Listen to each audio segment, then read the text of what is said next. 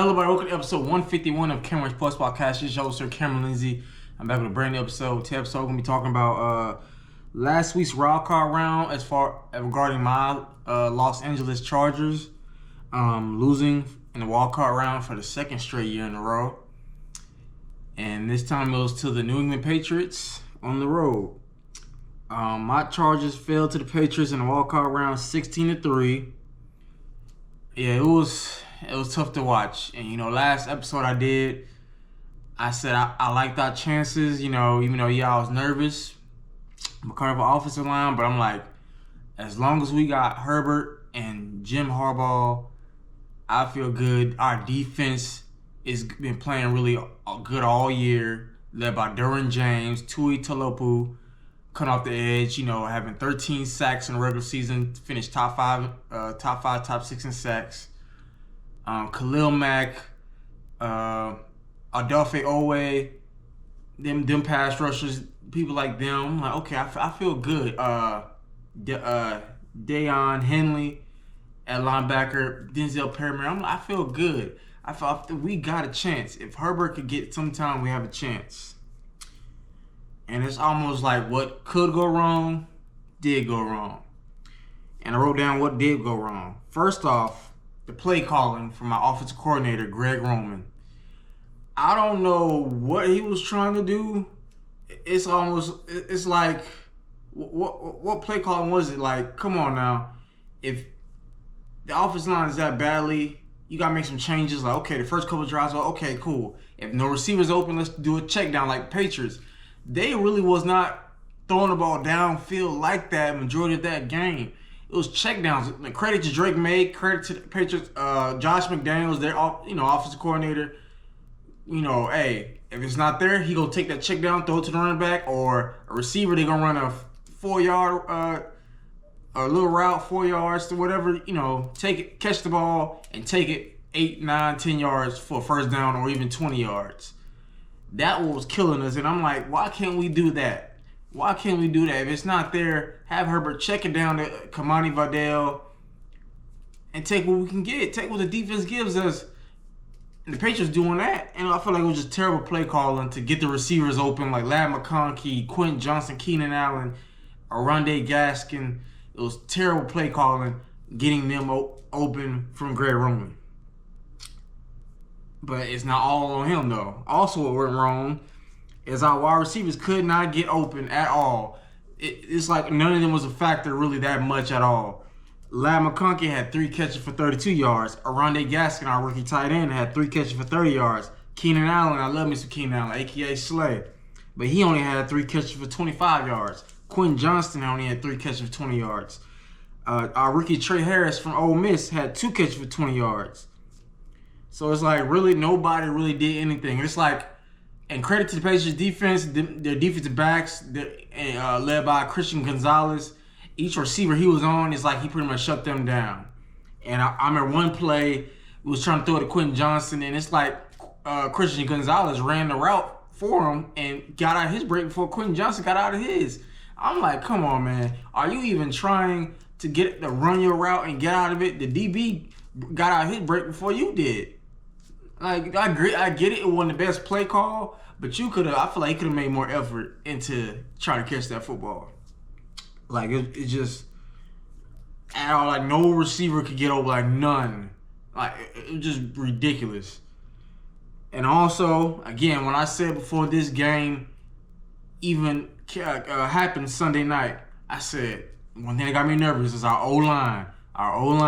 Because, like I said, again, before the season started, when I said, hey, I'm going to be covering my Chargers all season long, talking about them, win or lose, talking about them. We lost our tackle, Rashawn Slater, that we just paid before the season started, making him one of the highest paid tackles in the NFL history. He goes down with injury. Joe Alt was banged up most of the year. Then he finally goes down with injury during the Tennessee Titans game on the road. He goes down, so that we really messed up then, right there. And lo and behold, my fear came true. We gave up 6 sacks in this game. And the Patriots don't even have a strong pass rush. That's the thing. Like, it may all season long, it's like teams that don't have a great pass rush they'll look like they have an elite pass rush when they play our offensive line. That's just so bad. And I get it. Like, one thing my dad tells me, like, well, they're pros in the NFL. The next man got to step up. But it's like, get it. You may be good enough to make it to the NFL, but are you good enough to be a bona fide starter, like Pro Bowler, All Pro, whatever, all offensive linemen? And then some are backups for a reason. Like, you don't back up really like meant to get in the game unless something actually happens to the starter where he gets hurt or something. Like, come on now. Because if they was that good, I get it in college where, okay, cool, you got a 5-star, you got a 5-star offensive lineman, so every 5-star can't start, so he might sit behind him until he leaves or he trends. It's not this NFL. The best are going to play. You're going to put the best who's going to win football games and compete for a championship. But now, granted, I'll say not all 6 sacks on them, but half of them are. The other half, I feel like Herbert could have did a better job of getting the ball out, really escaping the pocket. He slipped a couple times, but still, though, offensive line, they got to do better. And I hope with Rashawn Slater and Joe Alt stay healthy next season, and this offensive line could look a whole lot better. Please. And lastly, even though I love my quarterback, I love him dearly. He's a top 10 quarterback in the league. But he really didn't show up for us, and I was just heartbroken. It's almost like when you dating a woman, and you're in love, and she just breaks your heart. Now, of course, they ain't talking about me. I love my girlfriend, but in this instance, it just felt like that because I'm like, I really love Herbert, man. As not only as a journalist, but as a Chargers fan. Like, I'm blessed to have him as my quarterback. But it just really broke my heart because I feel like he really needed this win. He deserved to get this win. But he just needed to play better. He didn't. And it's like he didn't really play horribly, but he didn't play really good either.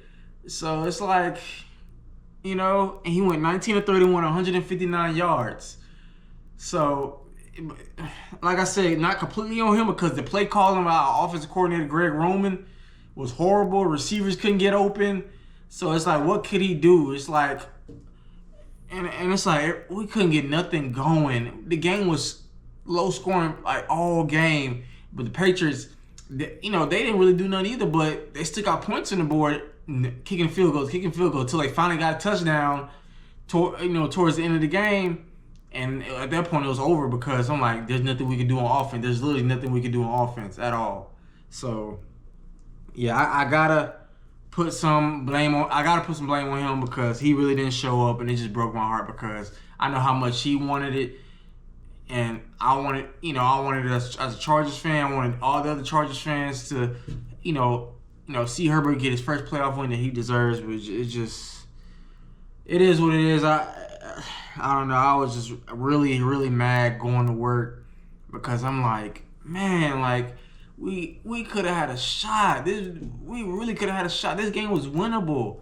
Our defense played amazing, but we couldn't get nothing going offensively at all. That just really made me mad.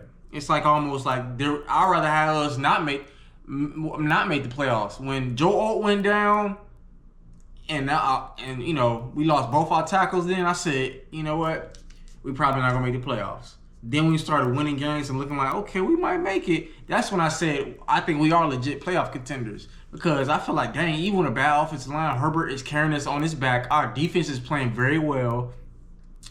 We got a shot to make the playoffs and at least win one playoff game. That's all I wanted was one playoff game. Just one. That's all I wanted. And because, I didn't expect us to make the Super Bowl because there's no way I feel like, now the Bengals did it a few years ago. But most likely, you are not going to make the Super Bowl with a horrible offensive line and keep getting sacked. Joe Burrow and the Bengals did it somehow. Kudos to them. But normally, that does not happen. But I was just like, okay, we can win one playoff game, and then next year, get Rashawn Slater and Joe Alt both healthy on that offensive line at right tackle and left tackle. We can be a serious Super Bowl contender then.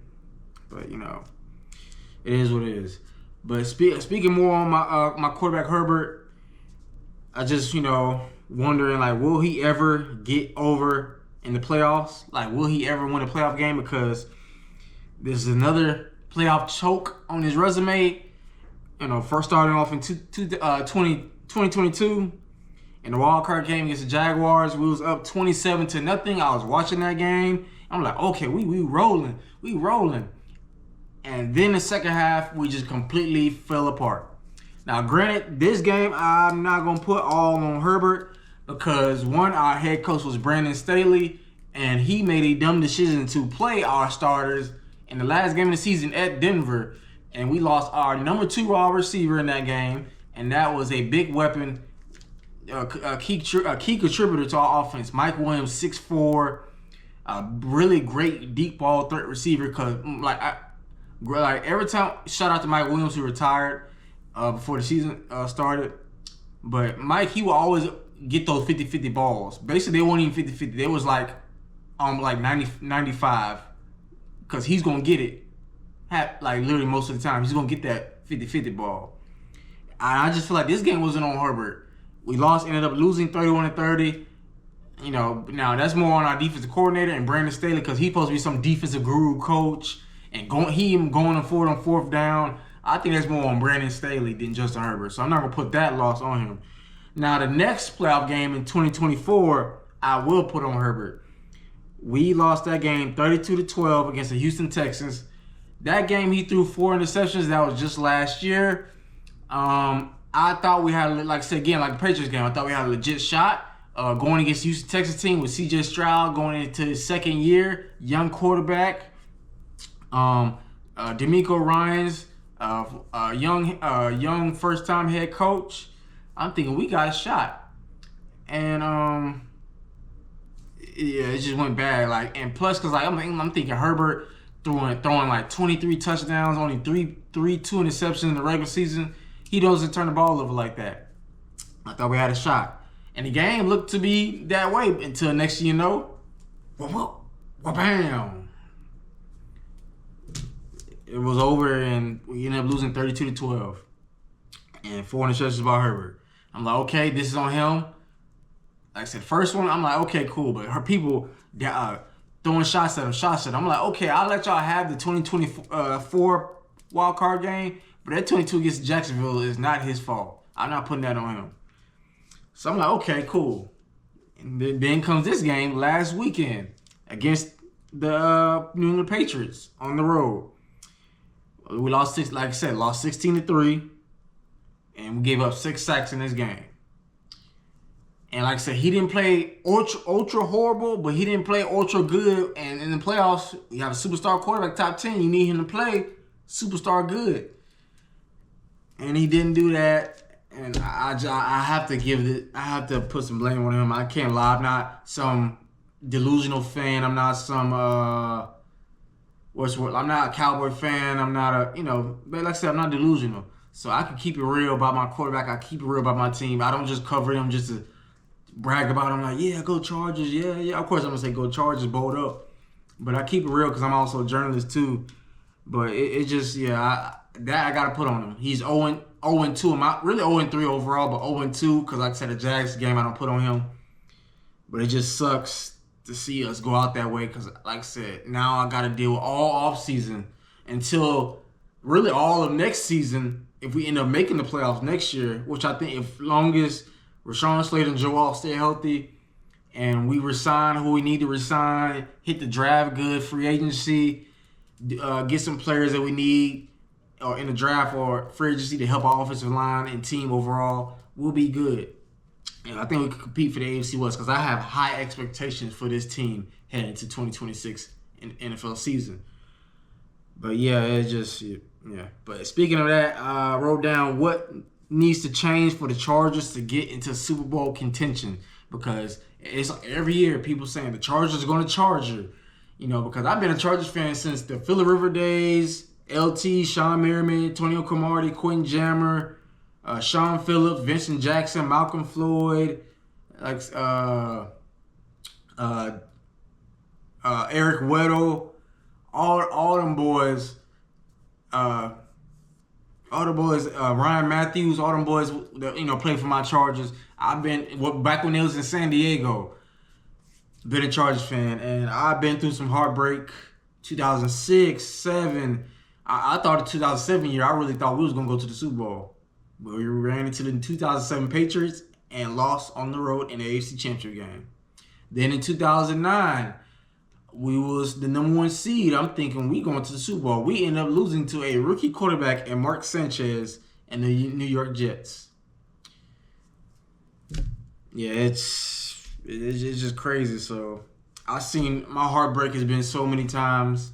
But the things that I think that need to change is, first off, our new offensive coordinator, which is already done. So we're already heading in a good direction with that. We fired Greg Roman Tuesday and our offensive line coach, Mike Devlin. So that's a great start because the offensive line played horrible. If your offensive line coach, I don't care if they're the starters or the backups, you need to get them boys ready to play.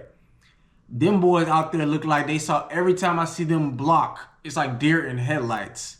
Like, do you understand? You should be a privilege to block for a superstar quarterback, a transitional talent like Justin Herbert, and you're like a deer in headlights every time the ball snaps. That is ridiculous. So I'm glad Greg Roman and Mike Devlin are gone. Like I said, we need to unlock Justin Herbert's true potential. We need to play into his strengths. Like, we need to run the ball very well, play action, call great plays, let him sling it, let him put the team on his back when it need to be. And not completely, because like I said, we need to be able to run the ball, especially in the playoffs. But yeah. Next, fix the interior of the offensive line, either in the draft or free agency. Our tackles are fine. It's the inside of that line, guards and the center, that needs to change because that is horrible. Like, we can't run the ball at all. We got a talented running back in Amari Hampton. We got a good backup in Kamani Vidal. We got to be able to run the football. Fix that interior and offensive line. Our first round pick, I'll be fine. Whatever, we pick one of the top offensive linemen, or like I said, we got a lot of cap space in the free agency. So I hope they spend that money, sign some key free agents into the interior of the offensive line, and fix it. Protect Herbert. Protect your superstar $50 million quarterback. Stop letting him get banged up. He played with a fractured hand most of the season because of that offensive line. So fix the interior, either in the draft or the free agency, or both.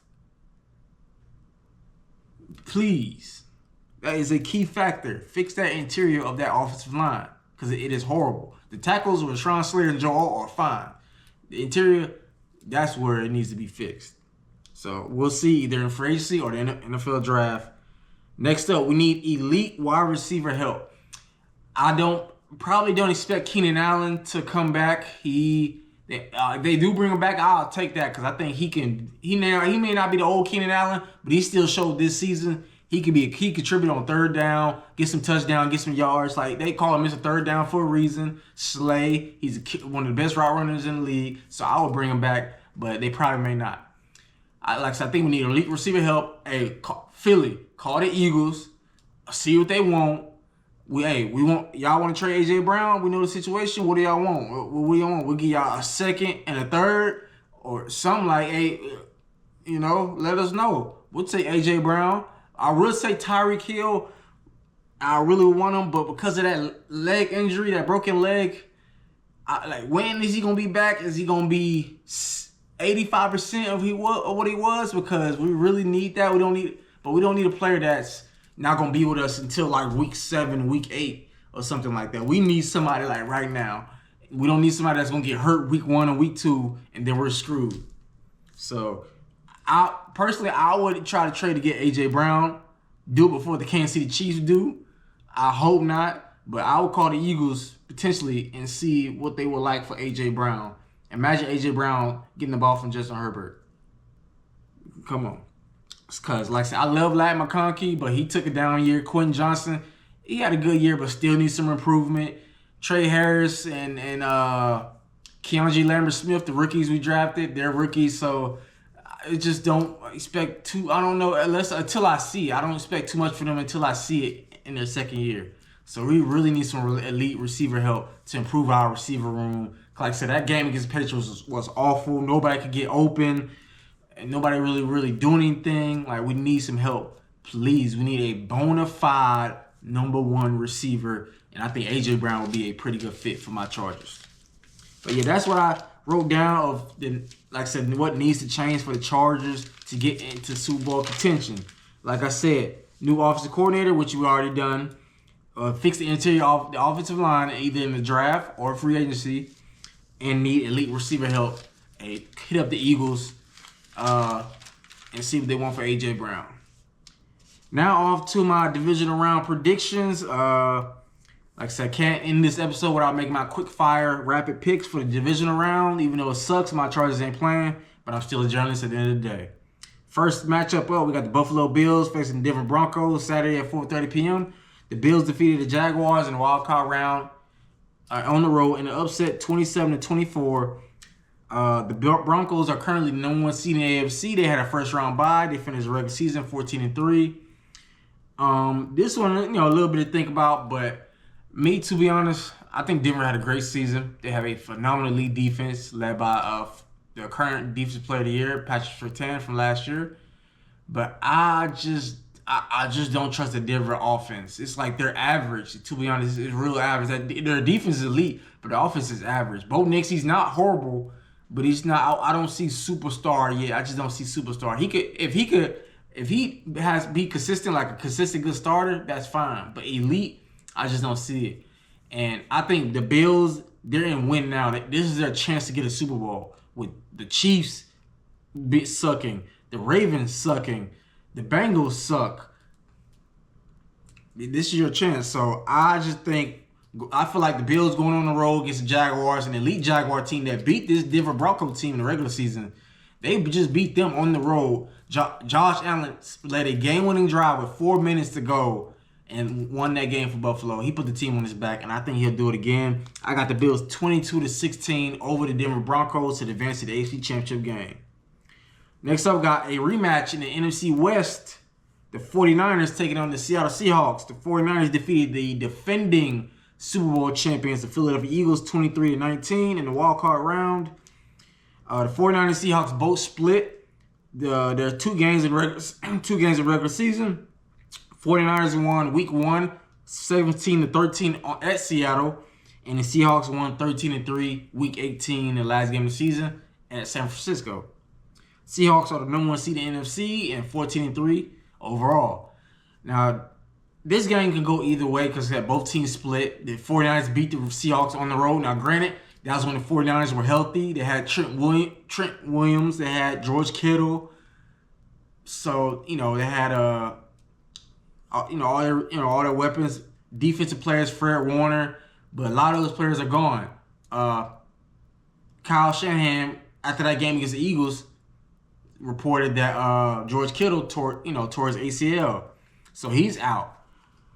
Now the Seahawks defense is very elite, very, very elite. Been great all year.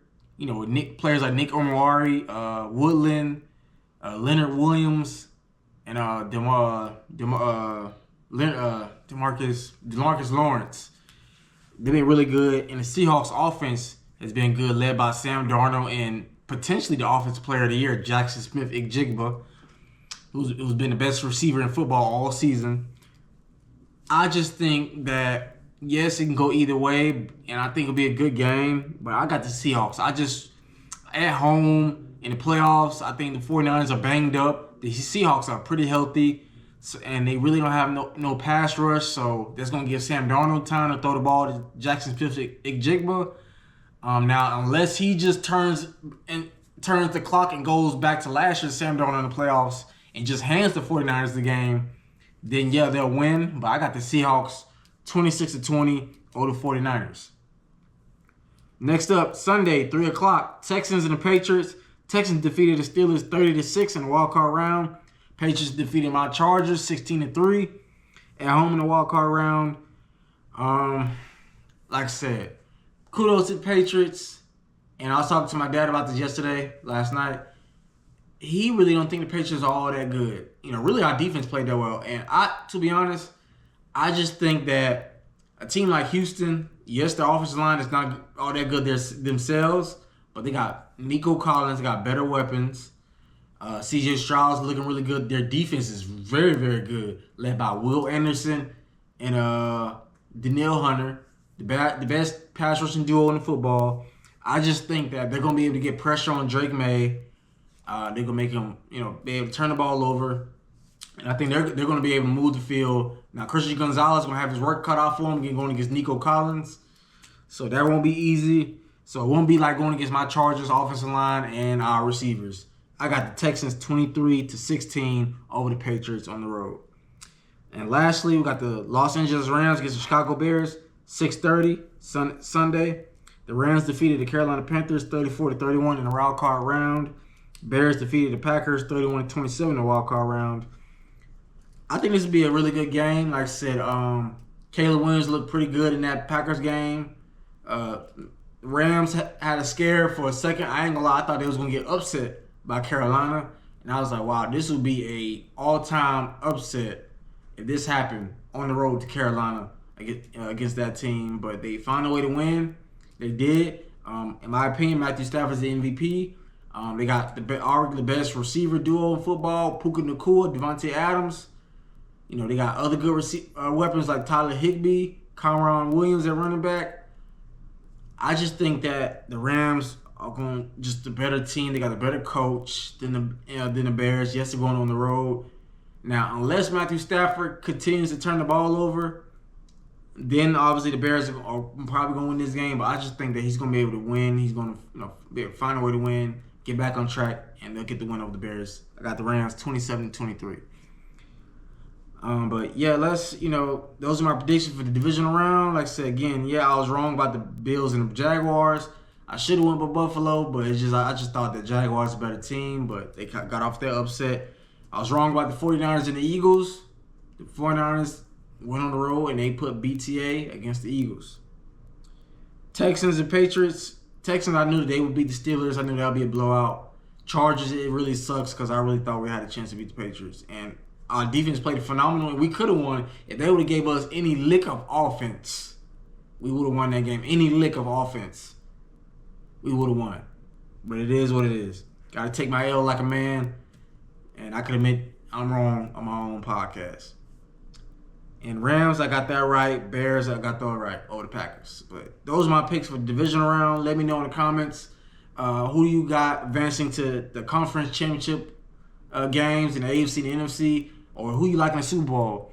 I ain't gonna lie, I'm not gonna make my Super Bowl predictions yet, but I hope, as far as like ratings wise and potential really good game, that Buffalo and the Rams make it. Because if it's like Denver and the Rams or Patriots and the Rams, it's probably gonna be a weak Super Bowl. I'm not gonna lie. People are gonna probably look forward to the halftime show, and I didn't take off work for my PTO to see a bad Super Bowl.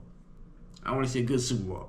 So, but yeah, those I want to talk about today's episode. My Chargers losing in the wildcard round for the second year in a row. It really sucks, y'all. It just does, and I just hope things change because this team is too talented. I see over my years of 29 years of life, and I haven't been in Chargers my whole life, but at least from elementary school to now as an adult, 29 years old.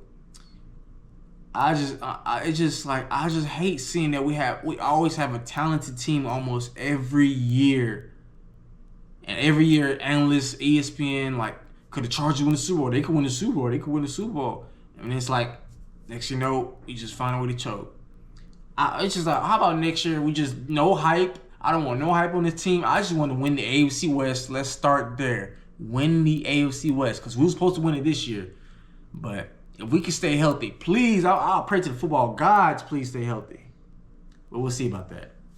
But I appreciate each one of y'all tuning in for another episode of Cameron Sports Podcast. If you want to touch down with Cam, make sure to like and subscribe because, like I said, I'm on the road to 500,000 subscribers. Trying to see if I can hit that this year. So remember, don't forget to like and subscribe. Turn on post notifications if you want to, touch down with Cam. If you want to stay up to date on all episodes all year long, because it will not stop. I won't stop until we one of the best podcasts in the world. And even then, it's still gonna keep going. But I appreciate each one of y'all tuning in. This has been your favorite host, Cameron Lindsay of your favorite sports podcast. I'm signing out, and I'll catch y'all next time for another episode. You take care.